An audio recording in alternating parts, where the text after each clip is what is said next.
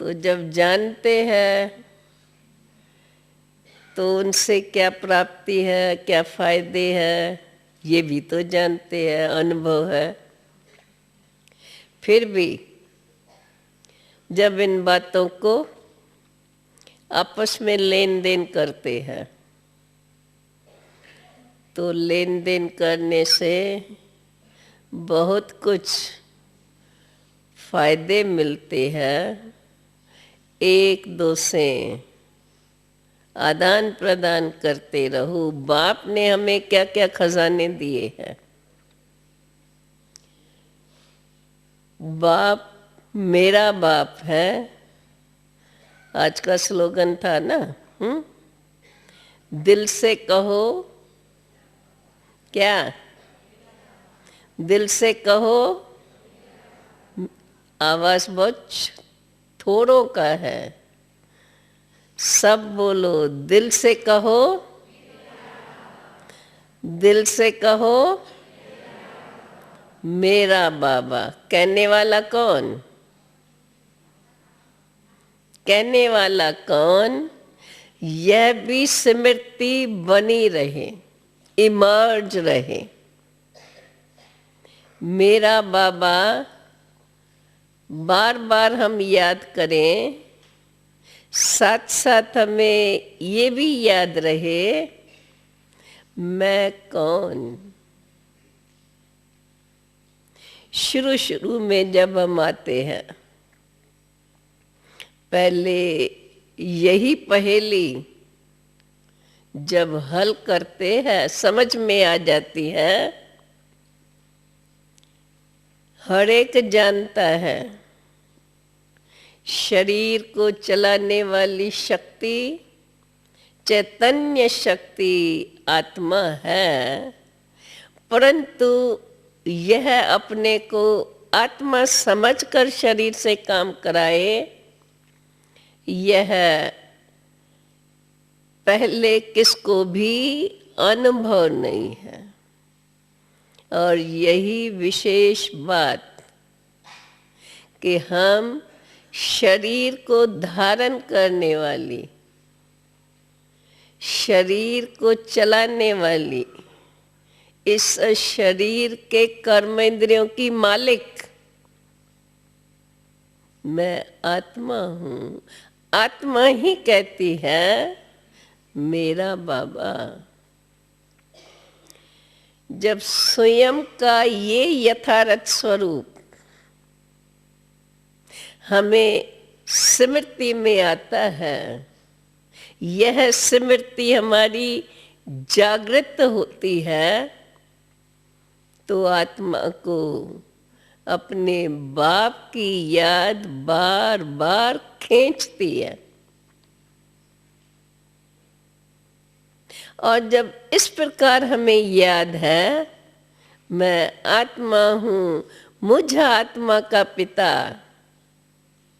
परम पिता, परम आत्मा, सर्वशक्तिवान, ज्ञान का सागर, प्रेम का सागर, आनंद का सागर मेरा बाप।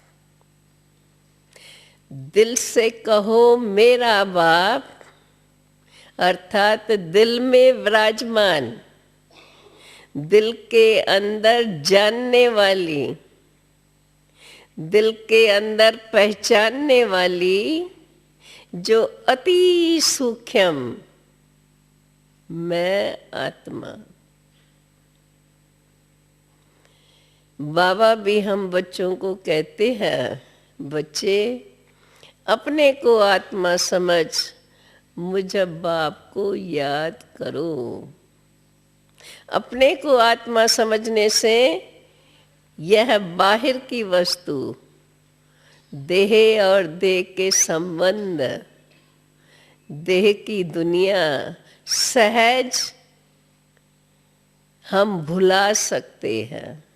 बल्कि अगर कहें जब हम स्वयं के आत्मा स्वरूप में स्थित है तो देह से न्यारे है। जानते हैं देह में विराजमान हूँ, पर मैंने इस देह को धारण किया है, तो वो अथॉरिटी, वो शक्ति अपने में इमर्ज होती है।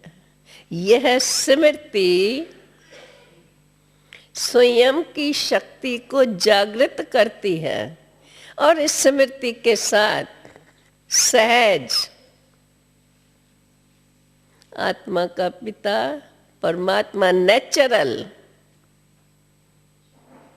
तो वह स्मृति सहज और नेचुरल बन जाती है। अर्थात जितना समय हम याद में बैठेंगे सहज भाव से, और दुनिया की बातें और प्रकार की ख्यालात हट जाती है, क्योंकि टोटल इस देह से न्यारी, इसको चलाने वाली, इसको धारण करने वाली, अर्थात मैं इसकी मास्टर हूँ।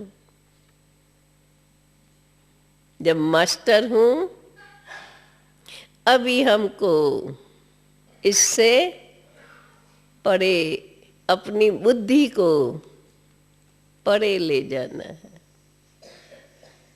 मालिक होकर हम अपने मन और बुद्धि, संकल्प शक्ति और स्मृति की, जब स्मृति चेंज हो जाती है, यह स्मृति प्रबल आत्मा हूँ, और स्मृतियाँ और बातें उसके अंदर मर्ज हो जाती है। आत्मा को सिवाय सर्वशक्तिवान बाप के और उनके महावाक्य, उनकी श्रीमत, उनकी महानता, उनकी शिक्षाएं, जो मुझे आत्मा में शक्ति और स्मृति को पावरफुल बनाती जाती है। जब ऐसी स्मृति अधिक समय निरंतर, हम 1 घंटा याद में बैठते हैं, हम ये न बैठ के अपन को चेक करें क्या क्या ख्यालात आती है, क्या मेरे संकल्प चलते हैं।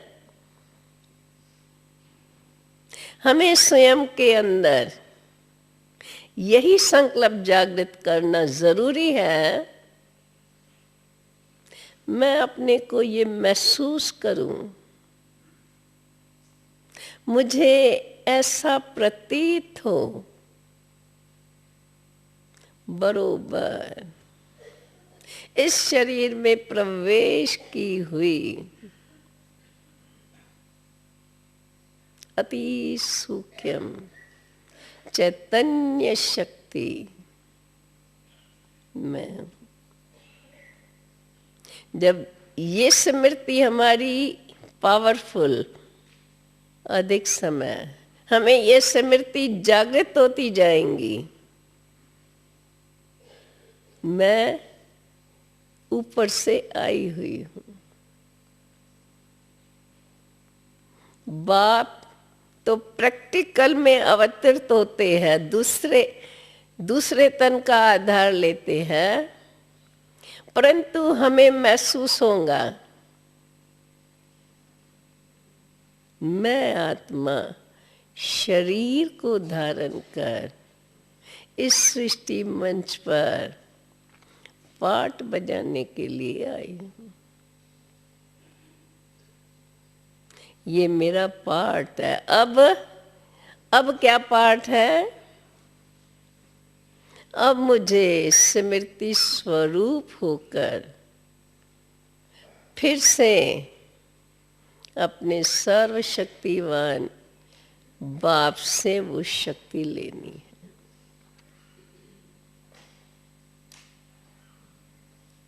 उस समय जब इस प्रकार की स्मृति जागृत है, हमें अंदर महसूस हो ऊपर से आई हुई आत्मा। हमें याद है शुरू शुरू में जब साकार में बाबा हमारे सन्मुख बैठ करके हमें ये ड्रिल कराते थे। बाबा मुख से ये नहीं कहते थे,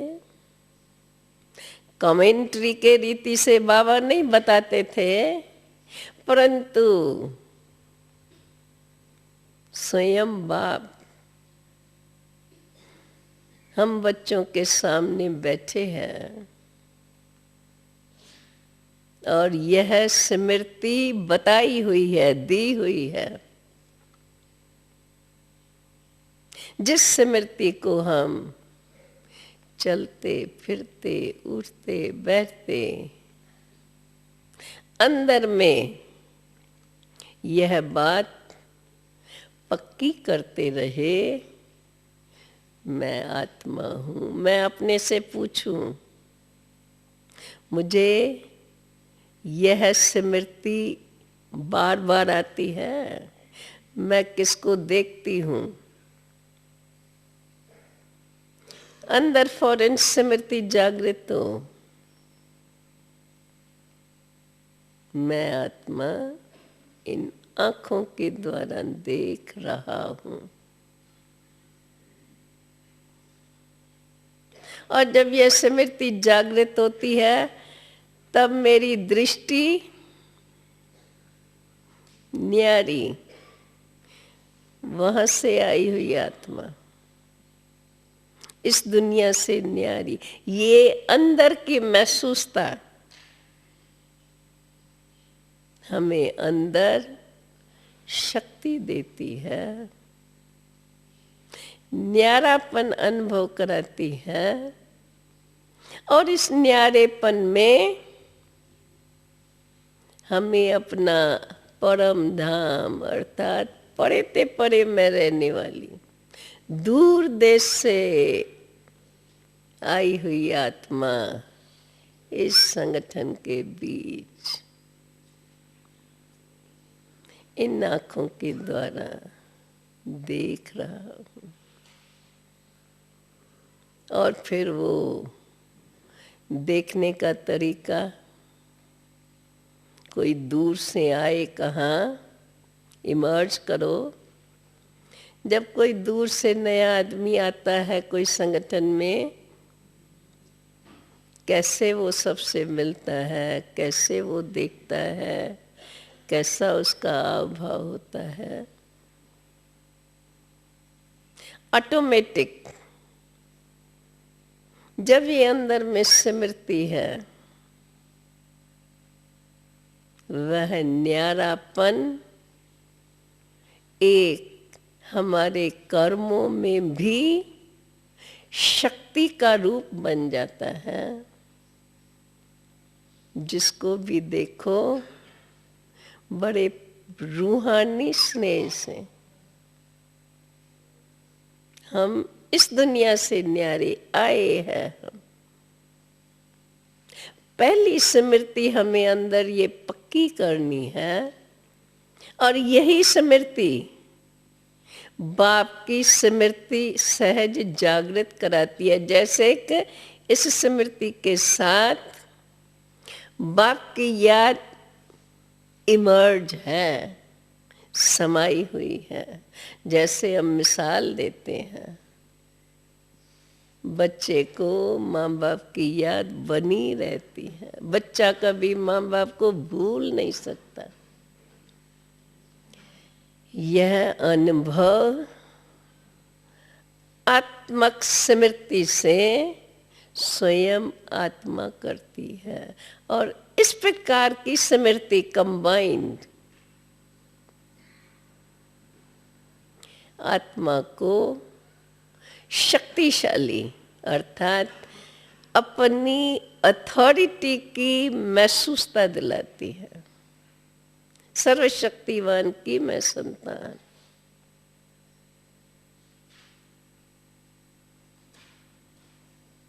मेरी शक्ति से, आत्मा की शक्ति से ये शरीरक कर्म इंद्रियां तो क्या परंतु ये मन और बुद्धि अंदर ही अंदर मैं अति सूक्ष्म हूं, अति सूक्ष्म आत्मा अपने सूक्ष्म संकल्प को जानती है, समझती है, बल्कि क्या संकल्प हमें होना चाहिए वो करती रहती, अर्थात बार बार उसको यही स्मृति आती, मैं अवतृत हुई आत्मा हूं, मैंने शरीर में प्रवेश किया है,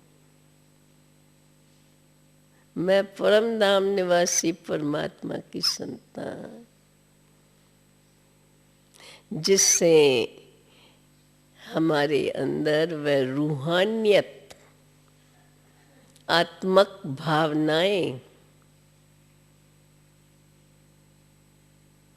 आत्मक क्वालिटीज बड़ी सूक्ष्म में प्रेम स्वरूप, स्मृति स्वरूप, ज्ञान स्वरूप अर्थात समझ, सच्ची समझ, यथार्थ पहचान, जिसको हम स्मृति कहती हैं, मैं स्मृति स्वरूप,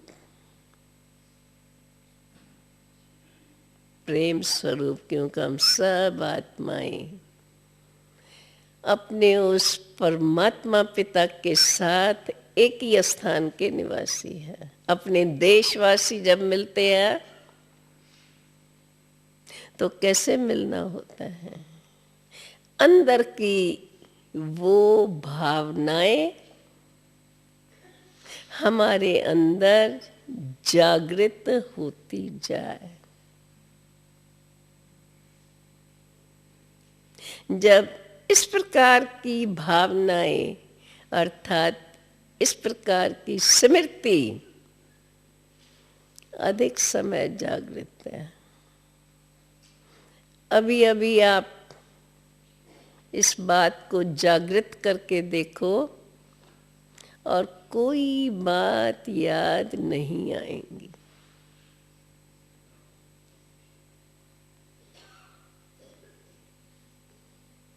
जैसे मैं साक्षी होकर इनके द्वारा, इन खिड़कियों के द्वारा अपने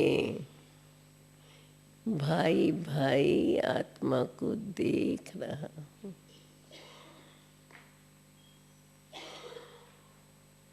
जब आत्मक भावना है, परमात्मा की स्मृति अर्थात वह बाप की शक्ति अंदर में महसूस होती जाती, उसका प्रमाण हमारे अंदर वह स्मृति उस समय के लिए पक्की रहती और कोई प्रकार की स्मृति और कोई प्रकार की याद, जिसको शब्दों में हम कहते हैं एक बाप दूसरा न कोई,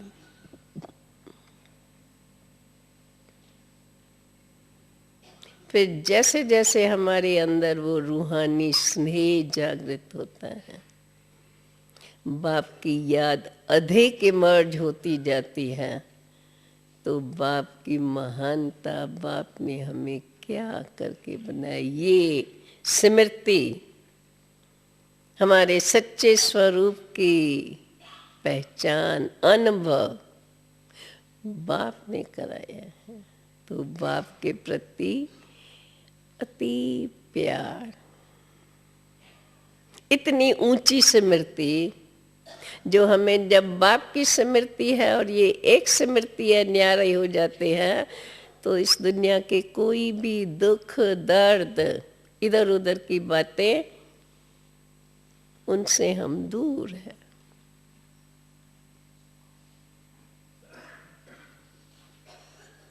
तो ये अनुभव सबसे दूर और शक्तिशाली स्वरूप, स्नेह स्वरूप इमर्ज है। रूहानियत स्मृति में बनी हुई है, जैसे उस आनंद में मग्न हो जाता। जितना समय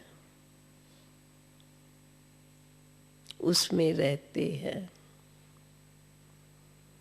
मन अर्थात संकल्प की भी एकाग्रता, एक ही संकल्प बड़ा सूक्ष्म में, मोटे रूप से नहीं, अंदर अति सूक्ष्म रूप में बाप की स्मृति, बार बार बाप की महानता,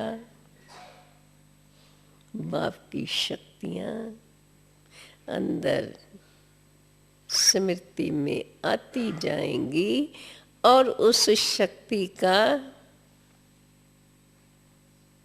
स्वरूप अर्थात महसूसता हमें अंदर होती जाएंगी। और जितना समय हम उसमें ही हैं, जितना अधिक समय इस स्टेज में है, वो हमें शक्ति का अनुभव कराता है, स्नेह का स्वरूप इमर्ज करता है और वो महसूस कराता है इस समय मैं कितनी न्यारी हूँ। वह शक्ति जब हम फिर कर्म में आते हैं, जितना समय हम उसको अनुभव करते हैं, हमारे अंदर महसूसता अर्थात स्वरूप, उनकी क्वालिटीज कितनी शुद्ध, पवित्र, गुणों का समूह, एक एक गुण का वर्णन नहीं, जितनी इसमें हमारी प्रैक्टिस होंगी, क्योंकि चलते फिरते उठते बैठते अगर हम जल्दी जल्दी भूल जाते हैं और बैठते समय हमें अधिक समय स्मृति जागृत करने में लगता है, तो स्वाभाविक है स्वरूप का अनुभव, क्वालिटीज का इमर्ज होना कम समय होगा, तो उसका प्रभाव भी हमारे पर कम समय रहेगा। पर जितना समय अधिक और सहज भाव से, क्योंकि अभी तो हमें बाबा के द्वारा नॉलेज बड़ी विस्तार से मिली हुई है, आत्मा का स्वरूप, मन क्या है, मन को कैसे अपने शुभ शक्ति से चलाया जाता है, विचारों में श्रेष्ठता क्या है और कैसे लानी है, इन सब बातों का स्पष्टीकरण बाबा ने बहुत अच्छी रीत हमें समझाया है। उन बातों को हम चलते फिरते अपने अंदर मनन करते रहें, मनन के साथ साथ और भी उसको एक्सप्लेन करते रहे, विस्तार अपने अंदर करते जाए। और ये विस्तार हम हर समय करके, जिस समय हम कोई विशेष सेवा में व्यस्त है और उसमें हमें अपना पूरा ध्यान मन बुद्धि का देना पड़ता है, उस समय थोड़ा उससे डाइवर्स होगा, लेकिन जैसे ही पूरा होगा तो ये अटेंशन है, क्योंकि नई बात बाबा ने हमें दी है। और उसका हम जब योग में बैठते अनुभव करते हैं तो अच्छा लगता है, समझ में आता है कि ये मेरे काम का है। हम सदा अपने में ऐसी स्टेज बना के रखें तो हम दुनिया के सर्व ऊंचाई नीचाई से अपने को दूर कर सकते हैं। जब ऐसी फीलिंग हमारे अंदर अनुभव होती है तो उस बात को हम अपने अंदर में इतना पक्का बार बार स्मृति में लाते रहेंगे जो हमें उसकी शक्ति, क्योंकि जितना हम श्रेष्ठ विचार करेंगे, जितना हम आत्मा के यथार्थ स्वरूप की यथार्थ क्वालिटीज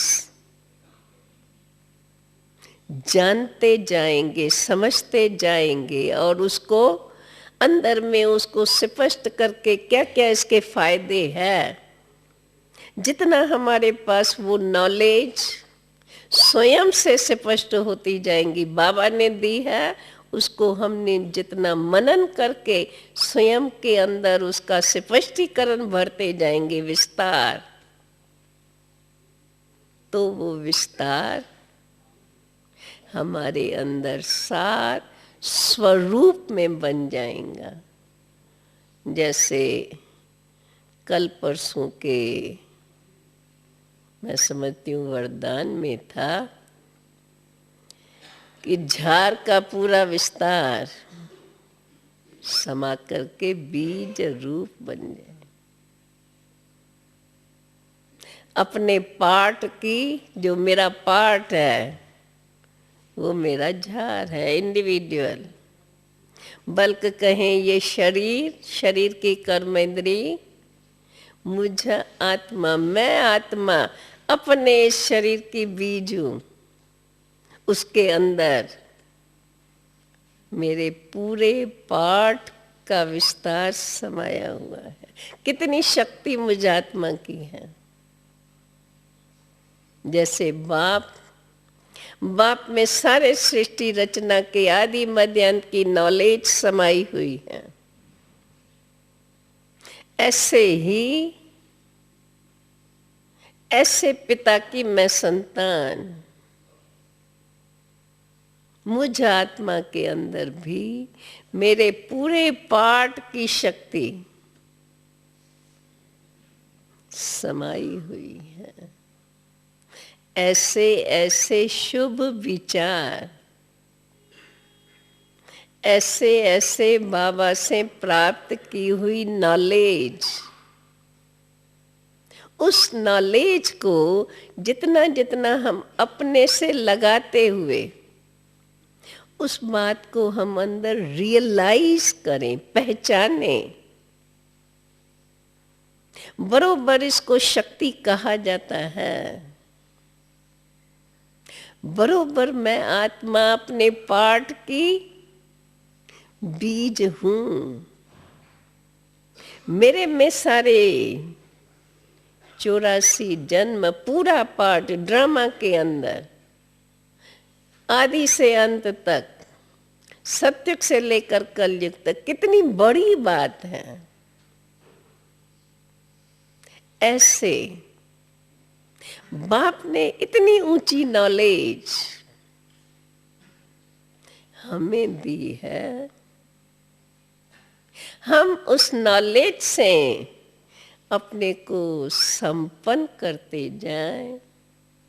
पूरा विस्तार जितना जितना हम अंदर ही अंदर सिमरन करते जाते हैं तो मेरी स्मृति की शक्ति जागृत होती जाती है। अर्थात बुद्धि में ये दिव्यता बाबा ने, भगवान ने कैसा मेरा पार्ट बनाया है,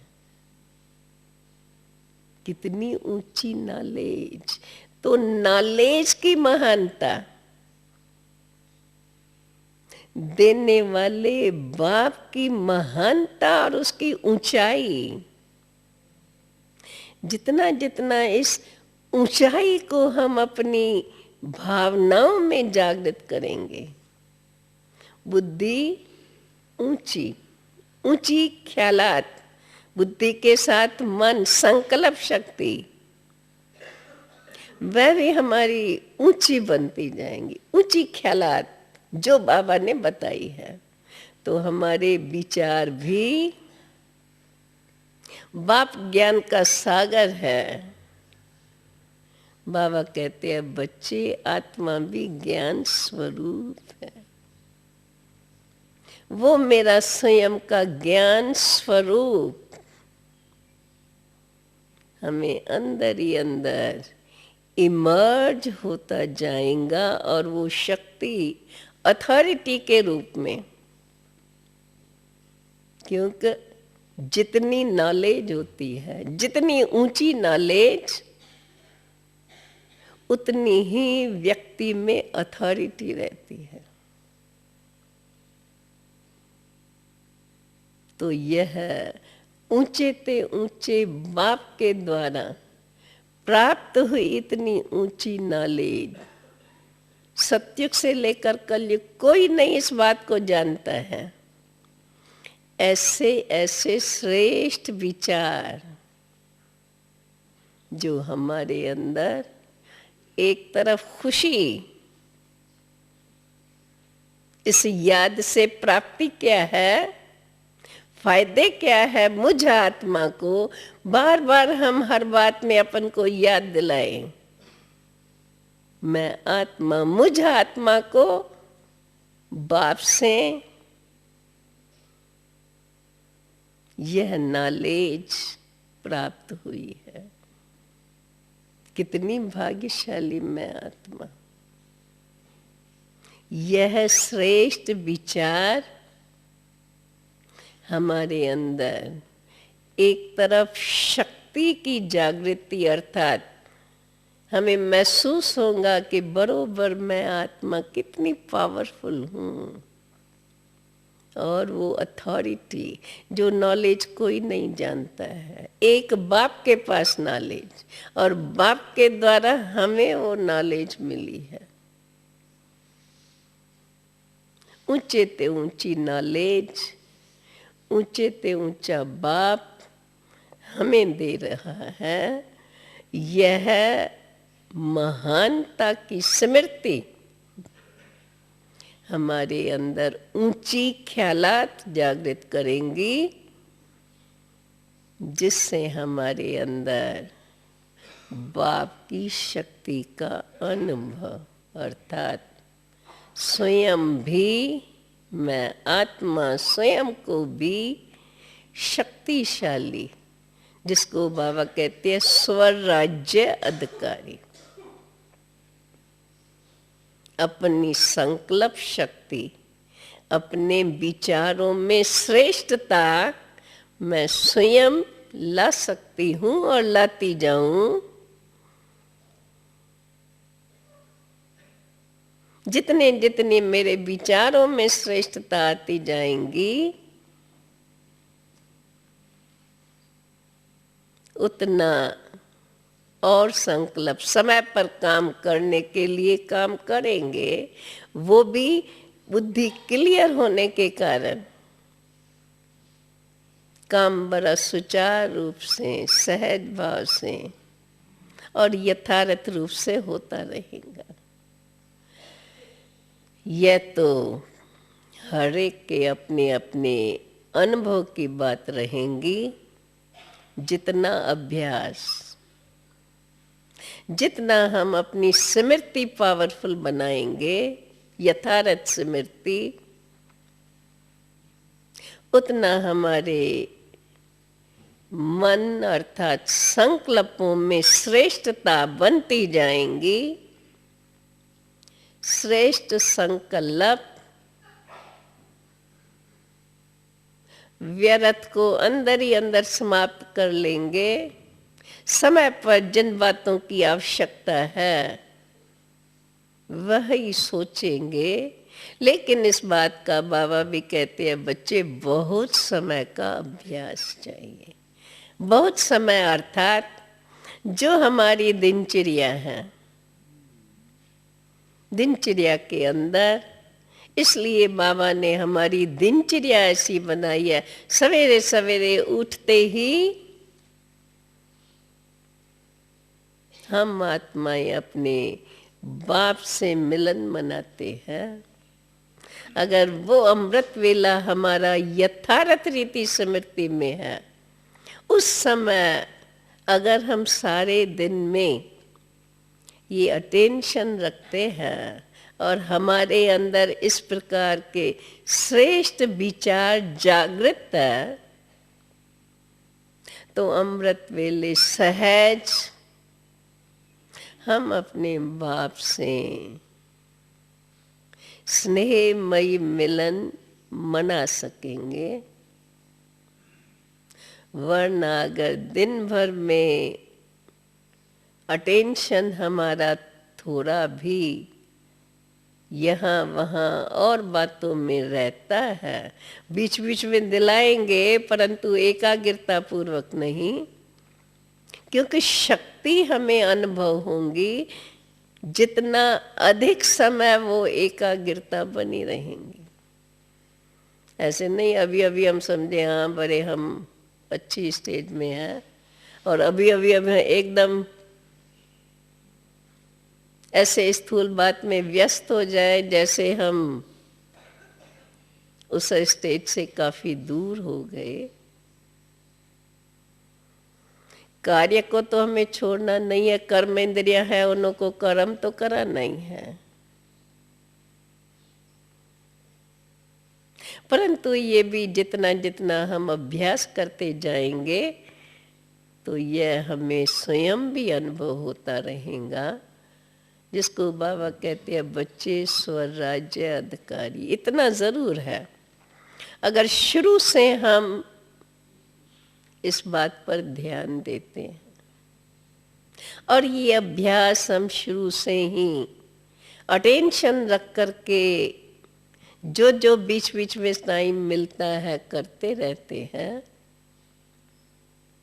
तो कुछ समय बाद हम इस स्टेज को अनुभव जरूर करेंगे और वो अनुभव हमारा हमको यह स्टेज स्थिति बनाने में मदद करता रहेगा। जैसे जैसे हमारी यह अंदर की स्थिति बनती जाएंगी, हमारे अंदर सर्व के प्रति शुभ भावनाएं, जैसे बाप हम सबका कल्याणकारी बाप है, हम बच्चों के कल्याण के लिए बाप कितना हमें बार बार शिक्षाओं से सजाते रहते हैं, तो हमारे अंदर भी सर्व के प्रति शुभ भावना बनी रहेंगी। बाकी तो जितना जितना जहाँ जरूरत के अनुसार हम वो सेवा उनकी करते रहेंगे। बाकी भावनाएं, दृष्टिकोण, व्यवहार वो हमारा दिव्यता संपन्न, फिर जो हम दैवी गुणों की माला जानते हैं अथवा याद करते हैं, वे दैवी गुण सहज रीति से इमर्ज होते जाएंगे, अर्थात हमारा अटेंशन कर्म करते भी यह बना रहेगा। बाबा ने जो हमें श्रीमत दी है,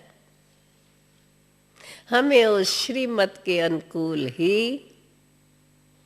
हर कर्म के प्रति सोचना और करना है।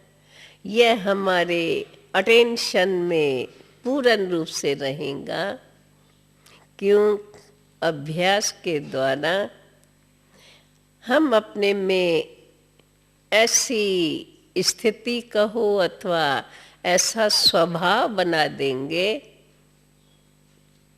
जो बाबा की श्रीमत हर कर्म के लिए क्या क्या है, मुझ आत्मा को किस प्रकार से व्यवहार में रहना है, ऐसी ऐसी बातें हमारे अंदर समय समय पर जैसा समय वैसे बाबा की श्रीमत याद आती रहे।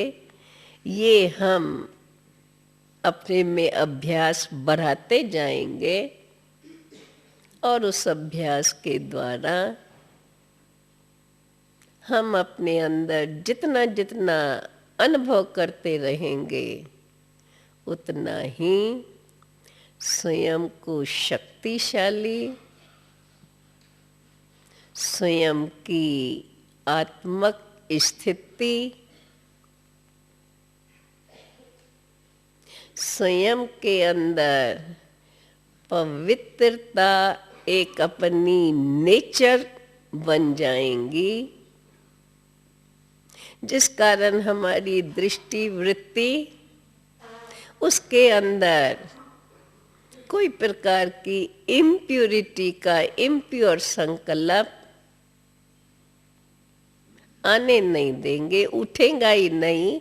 अगर इतना समय हम अपना अभ्यास के लिए अटेंशन देते हैं और अटेंशन से हम अभ्यास को कंटिन्यू रखते हैं, जैसे देखो अब बाबा ने हमें यह भी अभ्यास दे दिया है, समझो हमें भूल जाए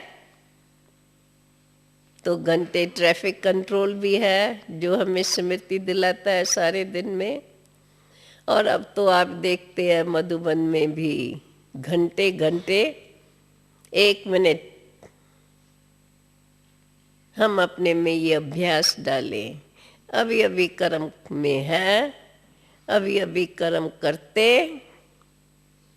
हम स्वयं को उससे डिटैच कर सकें।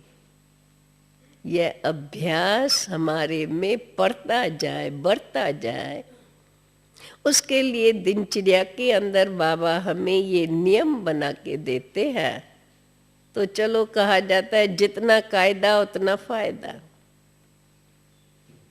अगर नियम को हम यथारथ रीति पालन करते हैं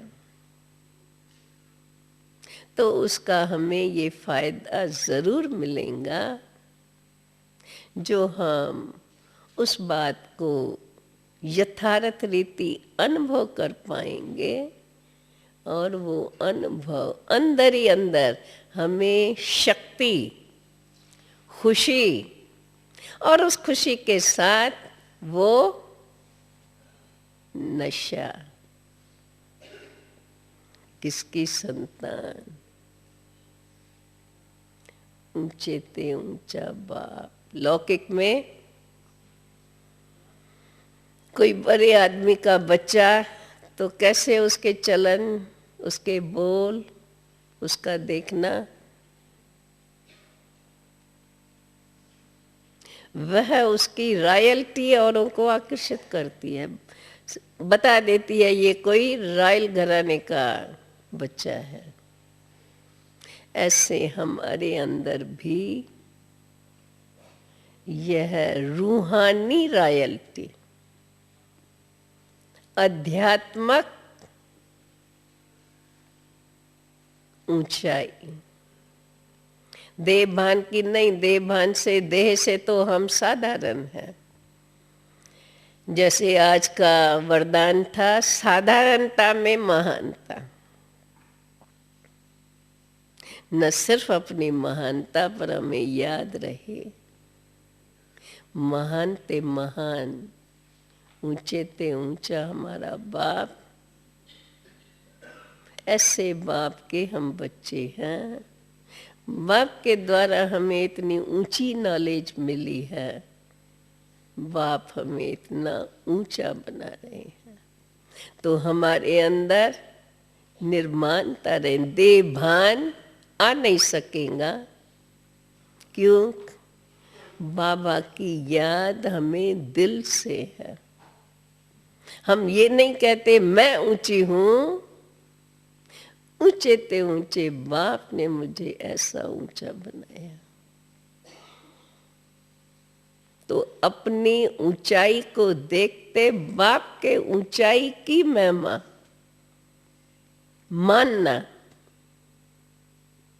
और बात करें तो बाप के ऊंचाई को वर्णन करें।